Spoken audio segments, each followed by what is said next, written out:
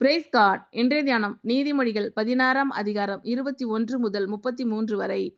இருதயத்தில் ஞானமுள்ளவன் விவேகி எண்ணப்படுவான். உதடுகளின் மதுரம் கல்வியை பெருக பண்ணும். புத்தி தன்னை உடையவர்களுக்கு ஜீவ ஊற்று. மதியினரின் போதனை மதியினமே. ஞானியின் இருதயம் அவன் வாய்க்கு அறிவை ஊட்டும். அவன் உதடுகளுக்கு அது மேன்மேலும் கல்வியை கொடுக்கும். இனிய சொற்கள் தேன் கூடு போல் ஆத்துமாவுக்கு மதுரமும் எலும்புகளுக்கு ஔஷதமும் ஆகும். மனுஷனுக்கு செம்மையாய் தோன்றுகிற வழி உண்டு, அதன் முடிவோ மரண வழிகள். பிரயாசப்படுகிறவன் தனக்காகவே பிரயாசப்படுகிறான், அவன் வாய் அதை அவனிடத்தில் வருந்தி கேட்கும். வேலியாளின் மகன் கிண்டி விடுகிறான், எரிகிற அக்கினி போன்றது அவன் உதடுகளில் இருக்கிறது.